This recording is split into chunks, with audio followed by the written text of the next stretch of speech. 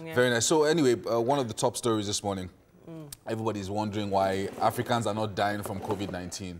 So because we are very prayerful. Yeah, it's the Lord's doing. Right. We are prayerful. It's the Lord's doing, and is marvelous in our eyes. Amen. We have overcome. Is there sarcasm? Yes, we somewhere? can. No, so it's not even really sarcasm, because there were so many people, even was it Melinda Gates that said, you know, things about people dying in the streets and things like that. Yeah. You know, it was really alarming what people anticipated all over the world. Yeah. Like, they were thinking it would become the hot red zone, but somehow it's not. It's not. So there have been a number of factors that were attributed to why the rates, even the infection rates and also the deaths are very low.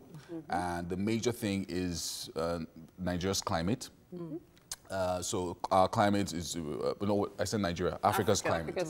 And then also, it's hot, it's quite hot during this period, and also a lot of humidity. Of course. And these are two things that doesn't allow the virus to thrive. So anything 10 degrees and below, the virus will really thrive and spread very fast. But once it's above 10 degrees, and I mean, Nigeria is like 30-something degrees. Yeah, exactly. So it doesn't really survive. And the two things that they've mentioned, so in a normal temperature, the virus can last 6 to 8 hours. In the sun, it lasts for 6 minutes. Wow. If it touches hot metal, it's less than 1 minute. Wow. So you can imagine, so if you If go it out... touches normal metal, it can take up to 72 hours, like indoors, but yeah, under the sun. So once you step outside, even if you had the thing on your skin, so go out in the sun a lot. Anyway, No, wait. But you know, there is that whole mindset, though, that Africans might have something that makes them asymptomatic. So let me just read. Yeah, There's one thing here. They said findings suggest world's malaria endemic regions fare better. Yeah. And then they also said health experts stress effects of diet, climatic and social factors. So it's just a perfect combination for Africans. I so beg to climate with you malaria. You said diet. Let's take it out first. Maybe they are referring to certain things, so we certain can focus items on that things that we've been eating, like, consuming. you don't eat ginger much when you're in other countries. Yeah. No, and bitter leaf. actually bitter leaf, but things like really. bitter leaf. And then remember when the old ewedu has the components. Please don't make ewedu more expensive, because we know you people. Don't make it more expensive. Anyway, there was a time they said, okay, that was one of the components for the Madagascar medicine. And so because of that, people are like, oh my gosh. So the regular things I eat have actually been fixing me up. Yeah. And so, but I'm of the opinion that many Africans are probably asymptomatic. There are indications, and there have been certain scientific talk about the virus maybe coming back in like a few years' time. All those kind of things. And all those talk. And so it makes you like, for the next few years, that's why people are saying, things will soon return to normal. I'm like, for the next few years, so social distancing. You don't know if this thing will ever come back. So, you know, they say, there's that word they say, you know, that, you know, the herd, the fact that we're nomadic in Africa. We move around a lot. So that was something that people were worried about. People move from state to state with no holds barred. You know, they carry animals here, there, everywhere. They even stay in trucks with animals. We see it every day. Then also the fact that I remember how many times I took chloroquine as a child. I have a feeling it's in my bloodstream. You know, so it's really, like it's part of my DNA by now. Based on the predictions from, so they had done some prediction modeling from February. Yes. When you know we were really seeing cases in China, and then you know it started picking up in the US. So they had done this huge prediction. May was supposed to be the peak in Africa. And so they were predicting millions of deaths. In Africa, millions. You know that, man, if 100,000 people die in the US that has good health, a good health system. We don't have a great health system here. I mean, how many general hospitals and how many doctors per number of people? Teaching hospitals do we have? Our health workers, our nurses, like we just don't have that capacity. We do not have the capacity to handle everything. We have very good doctors. We have very good nurses. We have very good pharmacists. We have excellent health workers. What is the problem here is usually maintenance. Infrastructure gets set up, but is it being maintained? That is one problem. Number two, when we talk about healthcare, Nigeria could be one of the best in the world. I'll tell you why. I've mentioned this before. We are fashioned after the UK system. Mostly. Which, yes, mostly, which allows you to pay the barest minimum for healthcare. I keep telling people, if you're in the US, you want to get ambulance. You're a rich person.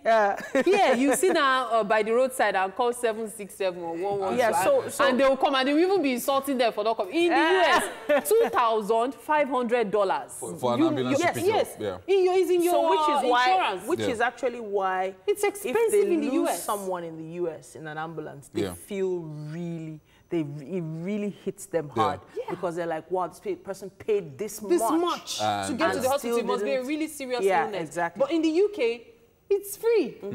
So, when some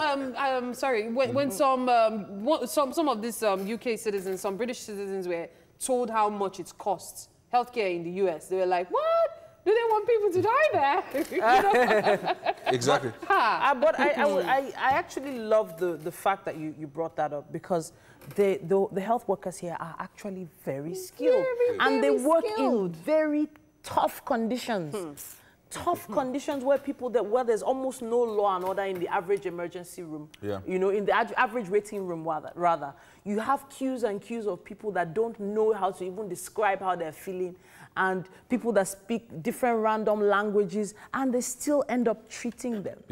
So in other countries where they all probably even speak the same language, you know, they're able to communicate how they're feeling. They're having this kind of stress. So imagine having a nurse having to learn Hausa, learn a bit of Igbo, learn just to treat people on one queue. And then engage each one of them at their own level, you know, because you want to relate with the ones who are middle class, speaking nice English. And also relate with the ones, you know, that in pidgin English. I read stuff online about people traveling abroad for plastic surgery. I used to go, oh wow, and all that, until I found out that it's not only done here in Nigeria, it's actually excellent. Like, people do it. They are really good.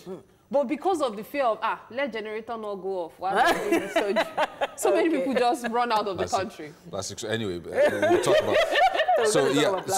I just wanted to situate this for those watching us so that it wouldn't be like we're just being sensational. So now the latest figures from the World Health Organization across Africa. Now Africa has a population of over 1 billion people. So I'm trying to situate it for you and give you an idea of what we're talking about. Now the number of cases in the whole of Africa is 58,663, and deaths are 1,700. That's across Africa. Across Africa, that's 1 billion people. Wow. Right? Now compare that to the US, or the Americas, you know, the US, Canada, and the rest of them. 1.9 million cases, and then 118,000 deaths. That's crazy. So it even bogs the mind when you think about those kinds of numbers. The whole of Africa with less than 2,000 deaths. However, let's keep two things in mind.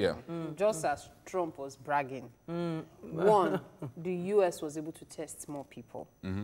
Let's be realistic about that. So they could actually they could actually determine just how many people. We are still in the process. It's a gradual process. So we cannot really say, that's why we're talking about the asymptomatic fact and why people should keep that distance. So they don't think they'll see their brothers this evening.